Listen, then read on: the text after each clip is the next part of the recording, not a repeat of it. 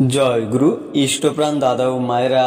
আজ 23শে আগস্ট শ্রী শ্রী ঠাকুরের পুণ্য আবির্ভাব মাসের আজ ষষ্ঠ দিন।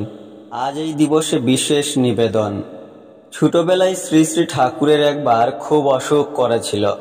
তখন শ্রী শ্রী ঠাকুরের রোগ মুক্তির জন্যে শ্রী শ্রী ঠাকুরের দিদিমা কৃষ্ণ সুন্দরী দেবী অদ্ভুত একটা মানত করেছিলেন। সেই মানতটি ছিল, রোগ মুক্তি হলে শ্রী শ্রী ঠাকুরের ওজনের সমান বাতাসা দিয়ে হরিলুট দেবেন। ঠাকুরের বিয়ের সময় কৃষ্ণ সুন্দরী দেবী সেই মানত রক্ষা করেছিলেন। 1918 সালে শ্রী শ্রী ঠাকুরের 30তম জন্মদিন সাড়ম্বরে কুষ্টিয়ায় পালিত হয়।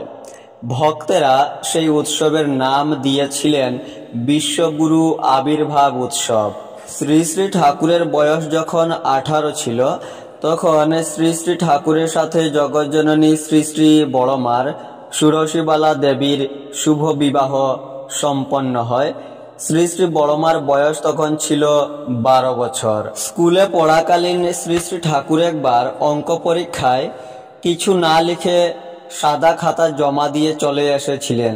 তার কারণ হলো, সেদিন সকালে শ্রী শ্রী ঠাকুরের দুষ্টুমি দেখে ঠাকুরের জননী মাতা মনমোহিনী দেবী শ্রী শ্রী ঠাকুরকে বলেছিলেন, তুই একটা অঙ্ক আজ করতে পারবি না, মায়ের কথা মিথ্যে হয়ে যাবে।